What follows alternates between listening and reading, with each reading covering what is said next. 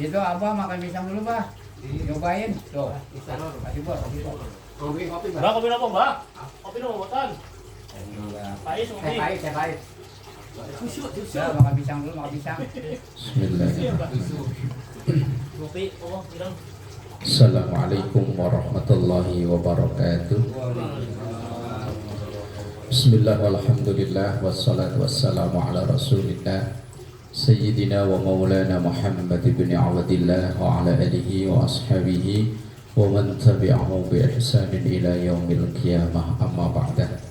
Ila hadratin nabiyil mustafa Muhammadin sallallahu alaihi wasallam wa ala alihi wa ashabihi wa azwajihi wa dhurriyyatihi wa ahli baitihil kiram wa jami'i ummatihi minal muslimina wal muslimat wal mu'minina wal mu'minat aynama kanu khususan malikatan kitab Syekh Salim bin Abdullah bin Samir al-Khadrami al-Syafi'i al-Syekh al-Allamah Muhammad Nawawi al-Bantani al-Jawi al-Syafi'i syarillahi lahum al-Fatihah. A'udzu billahi minasy syaithanir rajim. Bismillahirrahmanirrahim. Alhamdulillahi rabbil alamin arrahmanir rahim maliki yaumiddin iyyaka na'budu wa iyyaka nasta'in ihdinas siratal mustaqim siratal ladzina an'amta 'alaihim ghairil maghdubi 'alaihim waladdallin. Amin. Bismillahirrahmanirrahim. Kemarin sampai wasaminu ya. Sedikit mengulang yang wasabi'u nomor 7. Ini syarat diperbolehkannya mengulang sholat.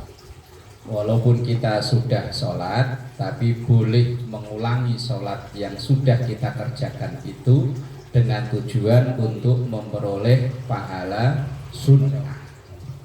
Apalagi yang awalnya kita sholat sendirian, kemudian kita jalan ke masjid, di situ ada berjamaah, maka kita boleh mengulang sholat kita lagi. Misalnya tadi kita sholat isya sendirian di rumah, begitu lewat masjid, nyampe masjid, kita ikut gabung lagi berjamaah, itu diperbolehkan dan itu akan memperoleh pahala sunnah. Bismillahirrahmanirrahim. Wasabi'u dan yang nomor 7. Ayyan wiyal imamu al imamata kal jum'ati. Ayyan wiya hendaknya berniat al imamu imam al imamata menjadi imam kal jum'ati seperti sholat Jumat. Karena ini bahasan tentang sholat yang wajib dilaksanakan dengan berjamaah. Kalau dilaksanakan sendirian tidak sah. Nah, dalam mengulang sholat ini itu wajibnya seorang imam niat imaman, sama kayak sholat Jumat.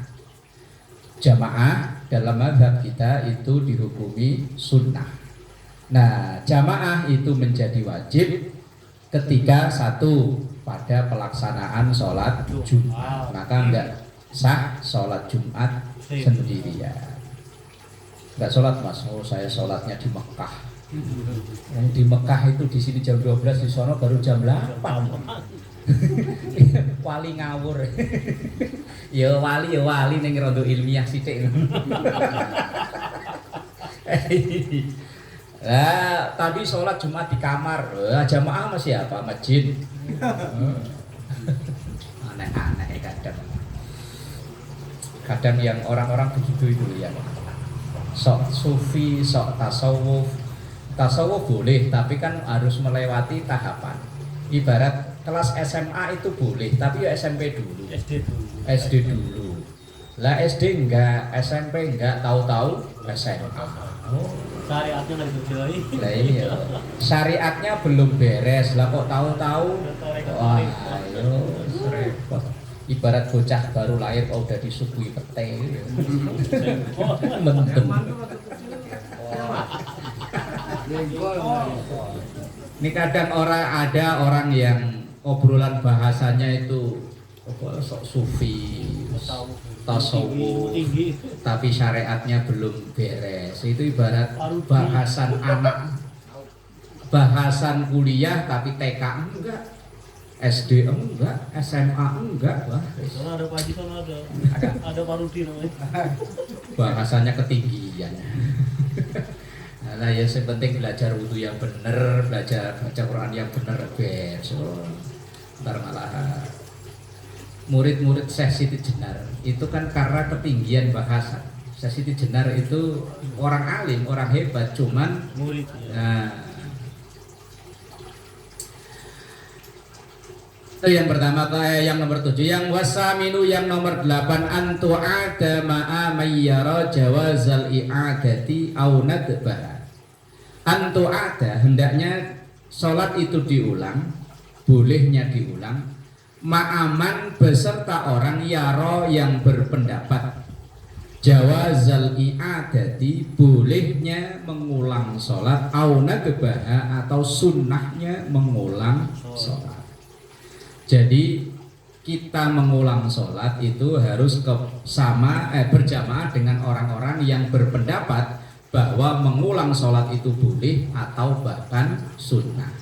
Karena mengulang sholat itu tidak semua ulama mazhab setuju, sepakat. Ada yang tidak memperbolehkan.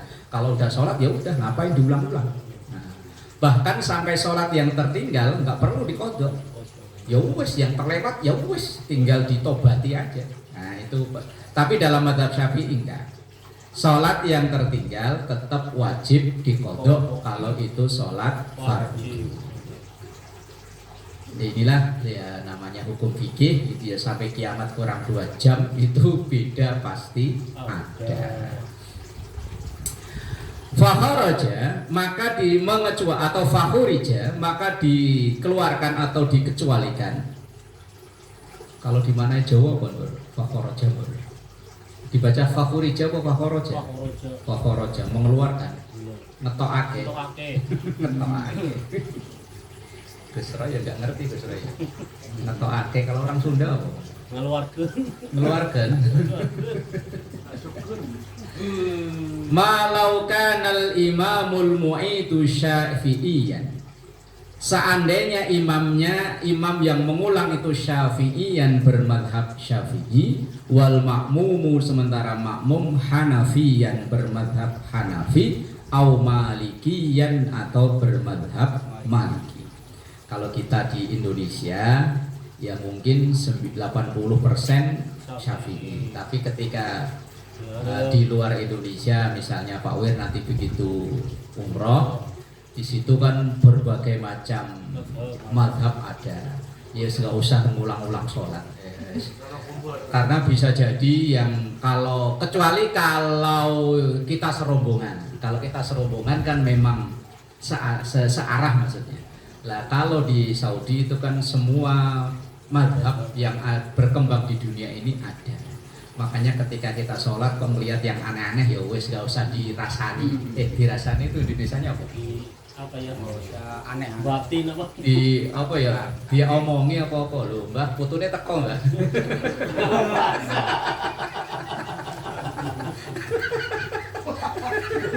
Supaya Semar Keluarga kamu udah nggak tahan. Semar iku wong tuwa. Semar itu dewa nyamar, CEO nyamar Semar itu. Nah kalau misalnya dalam mazhab kita itu kan sangat ikhtiyat. Ikhtiyat itu apa ya? Hati-hati. Makanya Imam Syafi'i sampai menghukumi batal orang yang melakukan gerakan berulang-ulang mencolok sampai 3 kali. Tapi dalam mazhab lain enggak. Makanya ketika sholat kok ada air minum gelundung kok dikejar, ya ben. Oh tadi siang saya lihat. Ini kan dia kan apa namanya? Mau apa namanya kalau belakangan? Masbuk. Ini yang depan udah pergi, dia langsung maju ke depan. Kalau di sholat itu sama aja. Iya, tadi siang gua. Iya, dalam mazhab lain karena tidak menghukumi batal melakukan gerakan yang berulang-ulang. Coba kalau kita lihat Asudes saja kalau ngimamin setelah takbir itu sibuk betulin ini ya kan. apa namanya Kancing. gamis apa pokoknya sambil baca tapi sambil betulin. Ya karena dalam mazhab mereka tidak Nggak batal. apa-apa. Kalau kita mazhab kita batal karena Syafi'i itu terkenal ihtiyat, hati. Ada orang begini saya lagi sholat dia kan nyimak nih. Nyimak kan gitu. Pakai HP. Iya, pakai HP. Nggak apa-apa. Kalau ada dia nggak apa-apa kalau ada dia. Tangannya gerak. Di Masjid Al Husna depan Terminal Priok itu entah tahun berapa itu kan booking imam traweh itu kan memang dari Mesir atau dari Saudi. Itu ya diumumkan ke jamaah mohon untuk nyimak. Iya. Karena setiap satu malam itu hampir 1 juz. Lama tarawihnya. 8 rakaat tapi setengah 10 baru kelar. Di kita ya bubar ya. Oh habis sisa ceramah dulu, habis ceramah baru sholat. Sholatnya lama dan dimohon berjamaah untuk nyimak. Nanti kalau salah mohon dikoreksi. Lah kalau yang nyimak pakai mushaf, mending lah ya. Begitu kan udah ditandai mushafnya. Begitu berdiri langsung begini, rukuk di kantong. Kan dia ada yang pakai HP. Begitu berdiri Aplikasi ada WA, ada WA. ya wes lah ya, itulah seninya. Makanya ada ungkapan ikhtilaful ulama rahmatun. Perbedaan para ulama itu bisa menjadi rahmah buat kita. Yang bisa menyikapi, yang nggak bisa menyikapi ya malah udur-uduran. Udur-uduran apa ya? Eyel-eyelan. Li'annahu karena sesungguhnya dalam mazhab Hanafi dan Maliki yara butlana sholati memandang atau berpendapat batalnya sholat, maka sholat ngulang ini nggak usah, nggak sah. Fala qudwata maka tidak boleh mengikuti atau boleh makmuman. Bihilafi ma law kanal muqtadi berbeda kalau memang keadaannya orang yang ikut itu Syafi'iyan bermadzhab Syafi'i khalfa man dzukira fa hiya sahihatun, di belakang orang yang bermadzhab Hanafi atau Maliki fahiya maka itu sahihatun, salatnya sah. Tapi kalau kita di Indonesia apalagi di sini ya wis aman lah. Rata-rata sepaham. Ayatnya sama, hadisnya sama, tapi metode memahaminya beda, maka akan timbul hukum yang berbeda. Misalnya, kayak bersentuhan laki dan perempuan, ini dalam mazhab Syafi'i dihukumi batal. Padahal ayatnya sama, aula mastumun nisa, ketika engkau menyentuh perempuan. Lah menyentuh itu dalam mazhab Syafi'i menyentuh begini. Lamasa itu yang menyentuh begini. Tadi dalam mazhab lain menyentuh itu ada yang dimaknai berhubungan badan. Maka kalau sekedar bersalaman, bersenggolan nggak batal. Yang membatalkan itu kalau kikuk-kikuk mah, ya Bang ya. Ada Kalau nama istri batal juga. lah kalau dalam mazhab Syafi'i ya iya, wong istri itu kan bukan mahram. Mahram itu kan orang yang haram gini, kau nyatanya udah diikat. Teman saya cerita begitu, katanya Nabi ketika sholat dicium di keningnya sini, cium dulu. Bukan mazhabnya untuk Iya, Nah itu mazhab yang lain, Pak. Makanya yang membatalkan menurut mazhab lain itu bukan bersentuhan tapi berhubungan badan. Yang dihukumi batal itu berhubungan badan, bukan hanya bersentuhan begini. Tapi dalam mazhab yang mengambil tengah-tengah, kalau hanya tidak sampai berhubungan badan, bersentuhan, tapi kalau ada dedet, nah itu batal. Tapi kalau sentuhan sama nenek-nenek apa ya masih dedet, Pak? Enggak ya, Man ya? Ya kakek sama nenek-nenek. Teh masih dedet enggak, Teh? Lancar pokoknya. Itu kan metode memahami ayat yang berbeda, maka akan timbul hukum yang berbeda. Sama kayak najisnya anjing. Dalam mazhab Syafi'i itu semua tubuh anggota tubuh anjing itu najis mughalladh. Tapi mazhab lain enggak, yang dihukumi najis itu hanya Air liur. Liurnya nyoncongnya. Tapi bahkan dalam sebagian mazhab Maliki kalau nggak salah tidak menghukumi najis anjing itu. Ya najis tapi najis biasa, nggak se ekstrim mughalladh. Nah makanya ya ketika kita melihat ada Muslim kok gendong-gendong asu ya beda mazhab. beda pilihan mazhab. Ya insya Allah ya sama-sama benar. Kan kalau ada misalnya orang Ustaz, dia mazhabnya Maliki, imamnya pakai Syafi'i. Pokoknya acak-acakan dah gimana gitu. Kalau dia ngikut wong patokan ayat hukum asalnya sama kok.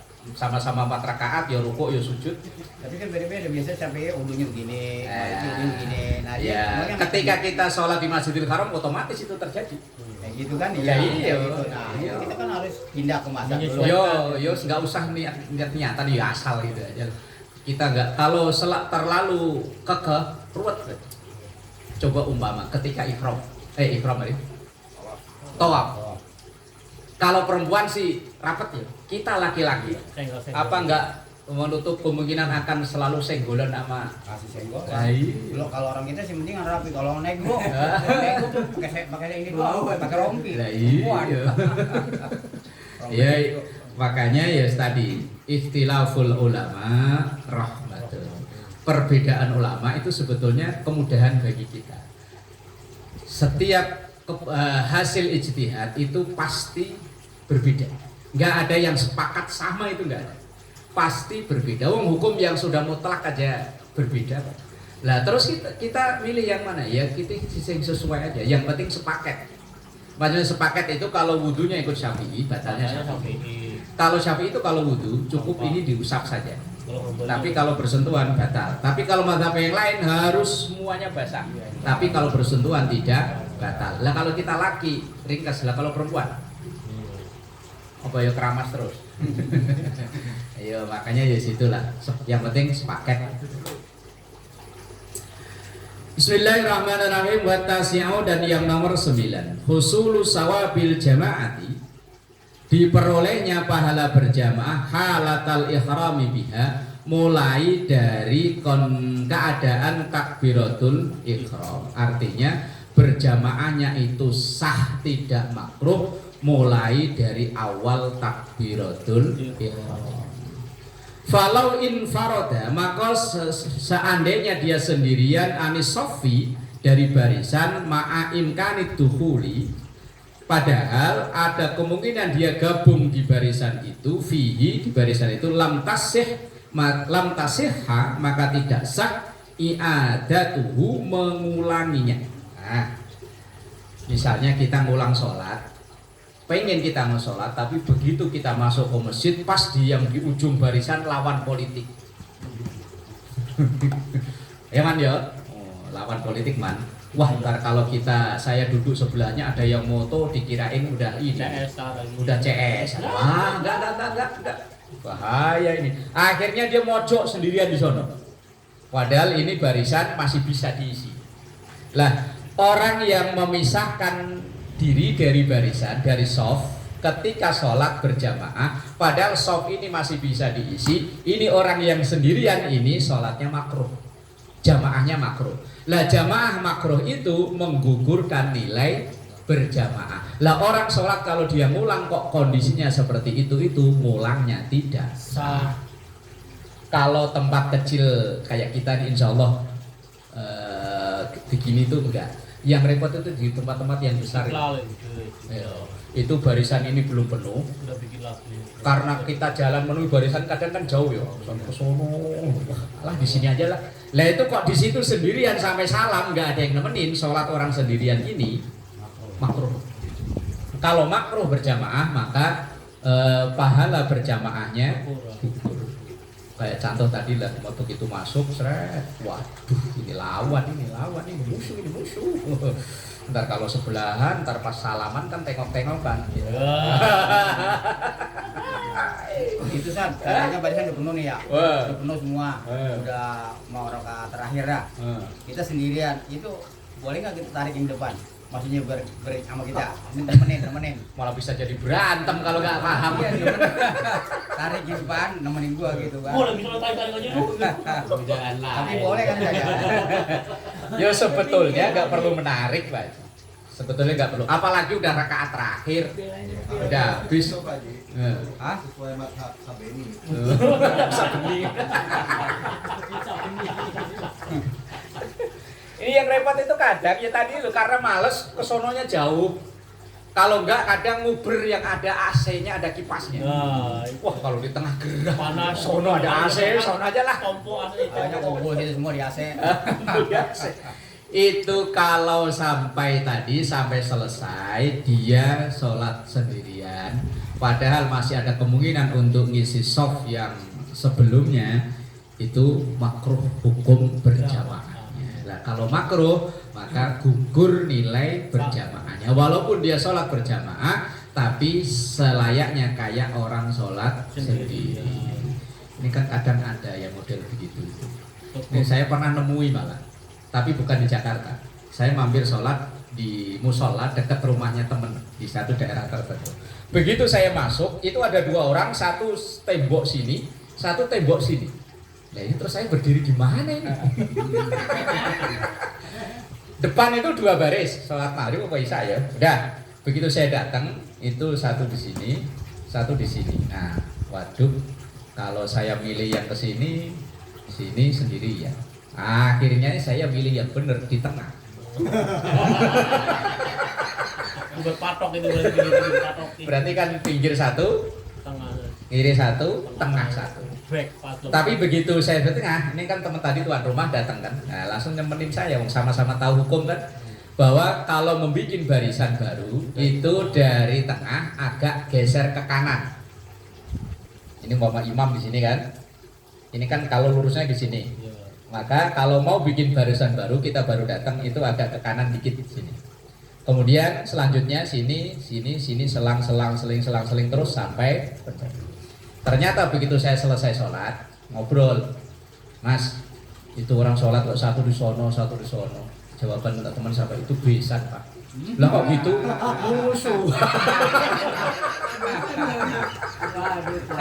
Aduh, gara-gara satu nyuruh anaknya itu bangun rumah di sini, yang sini suruh bangun rumah di sini. Wah, akhirnya itu besan itu nggak pernah akur. Kalau ada tahlilan satu datang satu enggak. Oh, yo. Akhirnya katanya anaknya begitu pusing, anaknya malah milih ngontrak, Pak. Ngontrak di perumahan karena biar sini jauh sekalian. Nah, ego ya kadang gitu ya. Nah, mana tadi? Ma'a imkani dukhuli fihi lam tasihha i'adatuhu. Kalau dia menyendiri sementara masih ada peluang untuk dia masuk, masa lam tasihha i'adatuhu, tidak sah ulang sholatnya. Likarahati dzalika, karena makruhnya pilihan perbuatan itu, milih di pojokan tadi, enggak gabung di barisan. Al-mufawwitati, yang menggugurkan li fadilatil jamaati, fadilahnya berjamaah. Makanya kan sebetulnya jamaah itu kan fungsinya kalau yang lagi musuhan biar akur ya. Ini malah besan sama besan kok, satu di sini, satu di sana. Itu yakin pas lagi sholat itu pikirannya nggak karuan itu dua orang itu. Ini cuma tebakan saya doang. Taruh Kalau sendirian tadi di tengah ini. Begitu. Ya sebetulnya tadi Pak Haji, kalau sama-sama tahu itu yang barisan depannya mundur satu untuk menemani orang sendirian ini. Kalau yang nggak ngerti, tapi kalau sampai main tarik, waduh. Abis kita di belakangnya nggak ngerti juga, dia tarik aja lah. Nggak ngerti juga, dia tarik aja juga. Maka sebetulnya ya nggak tarik Pak Haji, cuman memberi kode atau isyarat. Kalau yang tahu ya dia yang di depannya itu mundur. Kalau sampai wah, berantem. Selesai salam malah cakar-cakaran. Apa lu? Sama kayak begini loh. Umpama di depan kita itu ada terlihat orang terbuka auratnya. Itu kita yang lihat itu dianjurkan untuk menutup. Umpama ada orang sujud sarungnya kebuka bayang kamu kok aneh-aneh kok. Repot kalau kelihatan celengan. Itu sebetulnya kita dianjurkan untuk bantu nutup. Cuman kalau salah paham, khawatirnya ya malah apa sih usil amat. Emang ada juga San, di sono bapak-bapak udah tua, ya mungkin ngajinya baru kali. Dia jadi imam sendiri nih. Ada jamaah ada baru datang nyolek tuh. Dibatalin, udah keluar. Lah, kan imamunya bingung ya, habis colek kok batalin gitu keluar. Kan saya tanya. Kenapa kok dibatalin? Oh, salah kali ya. Tapi dia gitu, dia pikir salah sholat. Dicolek begini badannya dia, makmum mengikut belakangan. Lah dia dibatalin. Ya, namanya kagak ngerti. Batalin sama dia. Wakadha dan begitu juga la tasihhu tidak sah. Bener kan? Iya. I'adatul urati, ngulangnya orang yang sholat telanjang. Telanjang ber. Ya kemarin kan ada kasus umpama, tapi kalau zaman sekarang sih kayaknya nggak mungkin lah ya. Orang sampai nggak punya baju itu kan nggak mungkin kan. Sempelarat-pelaratnya itu orang sekarang malah kadang orang pelarat tuh bajunya lebih keren loh ya daripada konglomerat ya. Iya kan? Oh, kadang malah yang orang kaya pakaian seadanya, kaos-kaos sobek masih dipakai, sendal jepit mau putus ya. Oh, ini bolong. Iya, kalau sekarang sih kayaknya enggak lah ya. Sempelarat-pelaratnya kita itu kalau pakaian masih rangkep-rangkepan. Tapi ini kan dia pernah terjadi di masa Rasulullah, sahabat itu saklap. Saking kisminnya sampai baju yang buat sholat aja gantian nama istrinya. Nah, kalau sekarang kan nggak mungkin ya. Kayaknya nggak mungkin. Oh, sarung aja kita semiskin-miskinnya punya berapa ekor? Seberapa biji? Malah gak jadi kalau gembor aja. Malah mandi lagi. Ini lakinya nih. Kalau zaman sekarang lakinya ke masjid, gembor ke rumahnya.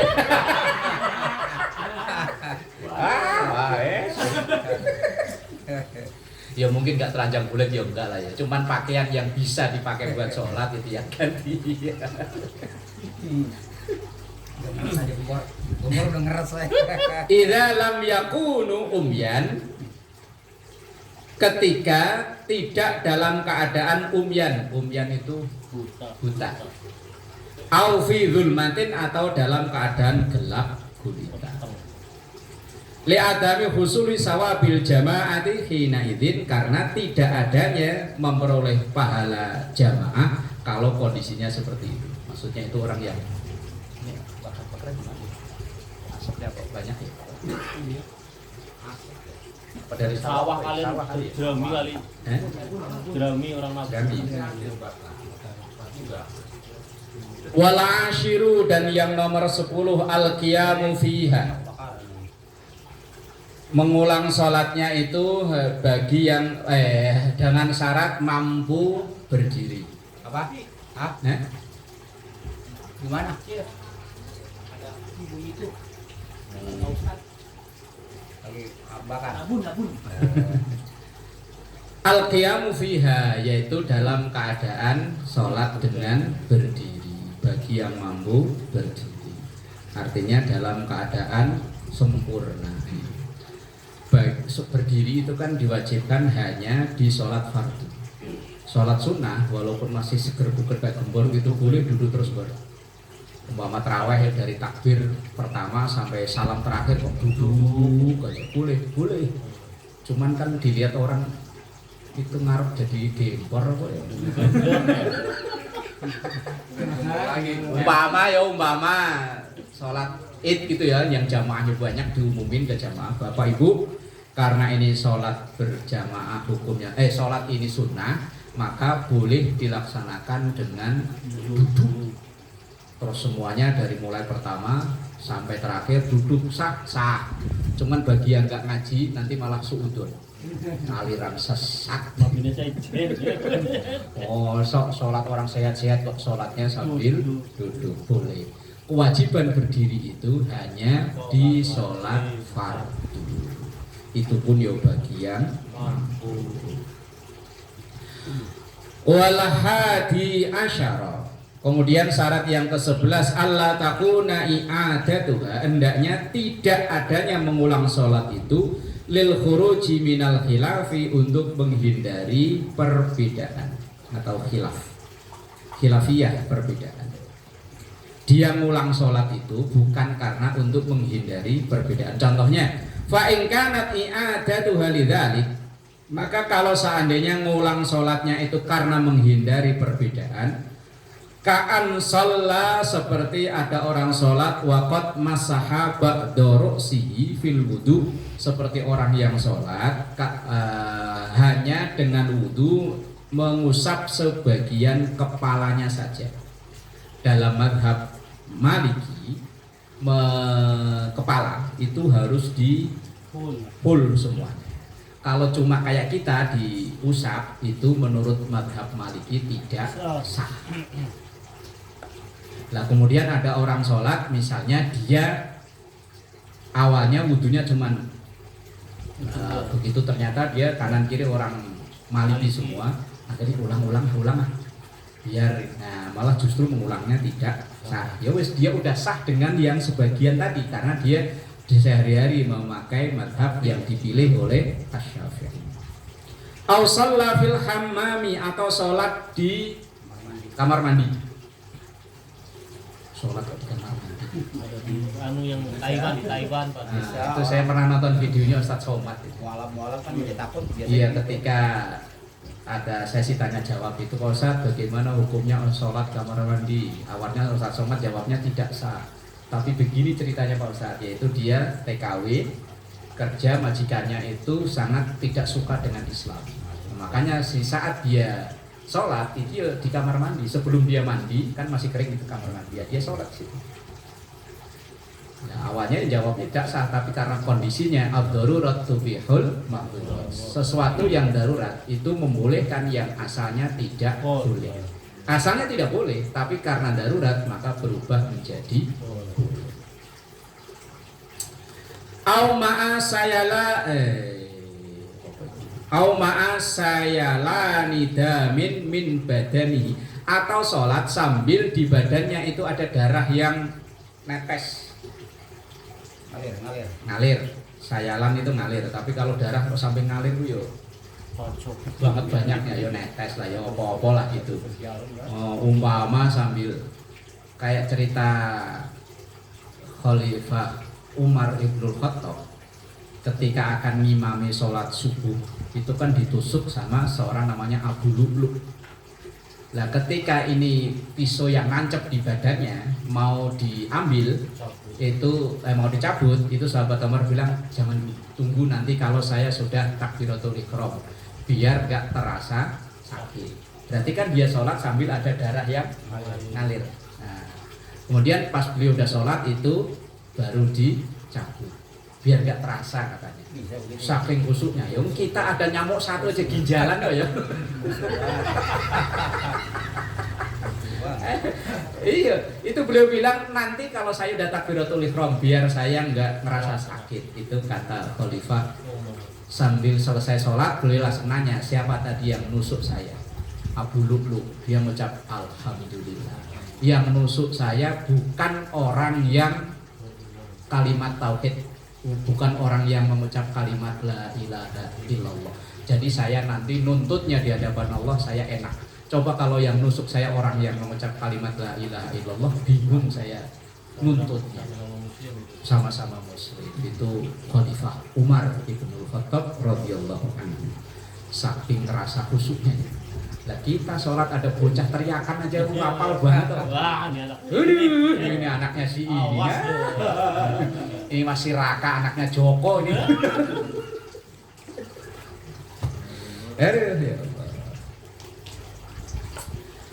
Fa innal ula, maka sesungguhnya yang pertama itu maksudnya sholat yang wudunya hanya mengusap sebagian kepala. Batilatun, sholat itu batal inda Malik menurut madhab Maliki karena wudunya harus seluruh kepala. Wasaniyatu yang kedua yaitu sholat di kamar mandi batilatun inda Ahmad menurut Imam Ahmad bin Hambal. Wasalisatu dan yang ketiga Inda Abi Hanifah, yaitu batal menurut Imam Abu Hanifah kalau seseorang sholat ada darahnya yang mengalir. Tapi mazhab lain enggak. Umpama kita lagi sholat itu ada nyamuk kita, kan ada darah, serapok ben biarin. Atau mungkin pas lagi sholat punya bisulnya mecah. Nah, Ya wis serapok ben sampai nanti selesai sholat. Ini Imam Ahmad atau Hanifah? Ya, Ahmad ya. ya wasani satu, yang kedua tadi Ahmad bin Hambal, wasali satu, yang ketiga Inda Abi Hanifah, Imam Abu Hanifah, madhab Hanafi. Radhiyallahu anil jami', semoga Allah meridhai dari semuanya. Walaupun penulis kitab ini bermadhab Syafi'i, tapi tetap mendoakan yang berbeda madhab. Lah ini berbeda madhab kadang sampai tuduh-tuduhan kafir. Wah, gara-gara ada orang baca la ilaha illallah sambil megangi patok, patok ya apa? Pusara, nisan, langsung dibilang kafir. Padahal ya sama-sama ngucap la ilaha illallah. Kalau ada orang yang memakai 4 ini mazhab semua dipakai kan misalnya nih orang kita. Jadi dia udah pakai Syafi'i, ntar giliran kunut kan kalau Syafi'i kan kunut, dia enggak. Yang penting sepaket itu tadi Pak Haji. Terus iya dia ini terus kalau senggolan sama bini enggak batal. Lah wudunya? Iya udunya enggak batal. Udunya ikut Syafi'i. Oh, itu nah. Itu makanya saya bilang acak-acakan yang mana yang Itu namanya kalau dilakukan oleh satu orang namanya talfik. Talfik itu artinya dia pilih yang enak-enak apa namanya? Saenake dhewe. Itu makanya. Yo tidak dibenarkan. Kalau mau sepaket ya sepaket. Wudunya pakai A, yo batalnya pakai A. Sholatnya pakai A. Kalau sholatnya pakai A, batalnya ya pakai A. Ya kok suka-suka A itu ya. Kalau Imam Syafi'i kan soal kunut kan hampir muakkad saja. Iya, memang bukan muakkad namanya, abad. Apa aja. Nah, dia tuh enggak pakai. Ngapain Ya orang nambah-nambahin.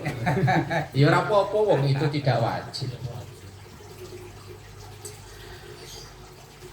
Sunnat, maka sunnah i'adatuha, mengulangnya fi hadhil ahwal, dalam keadaan seperti ini, walau munfaridan, walaupun sendiri. Li'anna hadhihi, karena sesungguhnya ini laisat hiya al-i'adatul muradatu huna, bukan mengulang yang kita maksud di sini.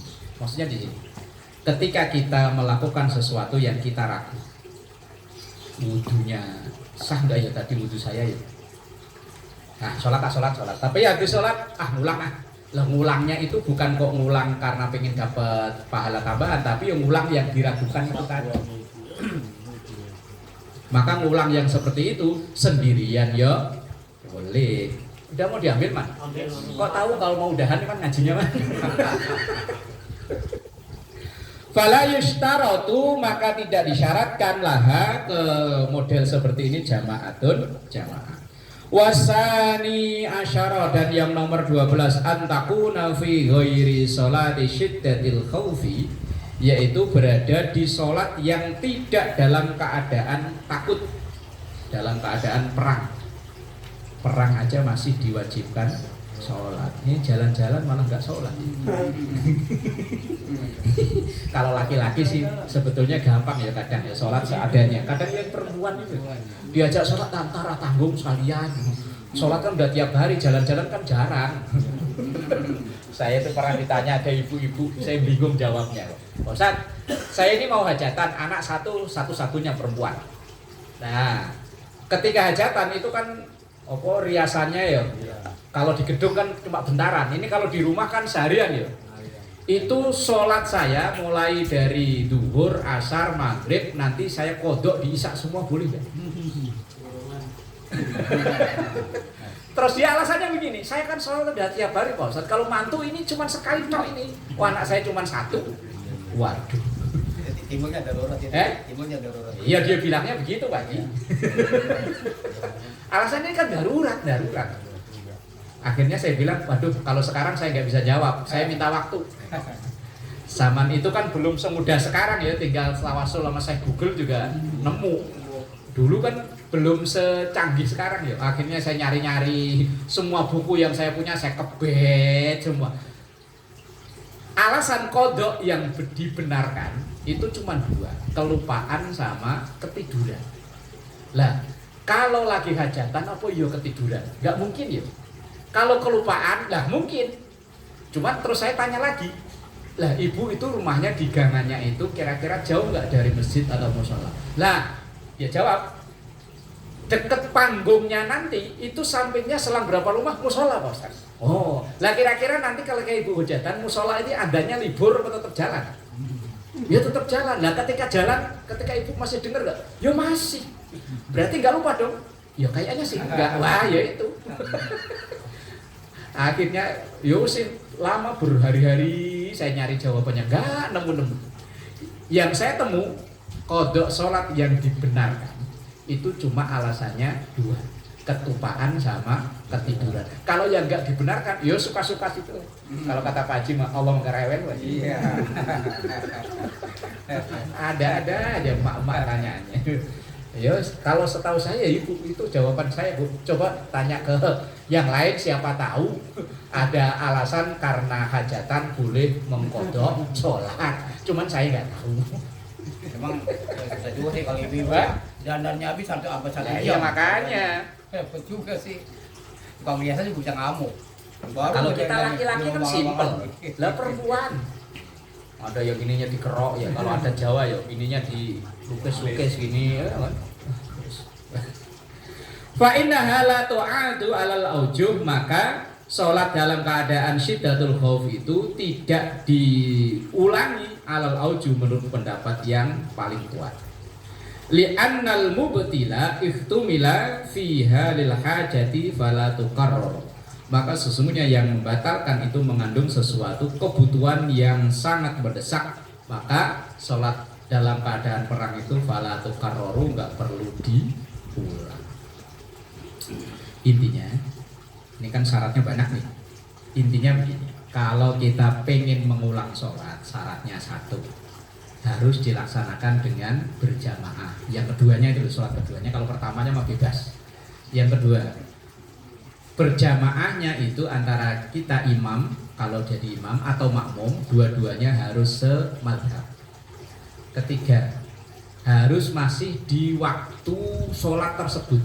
Misalnya kita pengen mengulang sholat asar, ya masih di waktu asar. Kalau sudah lewat waktu asar, maka mengulangnya itu tidak sah. Intinya yo itu sih, walaupun kemarin ada 12 syarat itu. Kalau kita pengen mengulang sholat, lah mengulang sholat itu tujuannya ya ingin menambah koleksi pahala itu tadi. Bahkan kemarin ada yang memperbolehkan mengulang sekuatnya selama waktunya masih ada. Jangankan mengulang, yang satu aja kadang abot ya. Lah kok sampai ngulang-ngulang. Ya siapa tahu ya. Siapa tahu kita imannya lagi tiba-tiba full kan, lagi penuh. Wah kayaknya kurang kalau satu, sholat lagi ah. Assalamualaikum lagi ah. Yo, ya boleh-boleh aja. Sholat. Udah punya dobelan.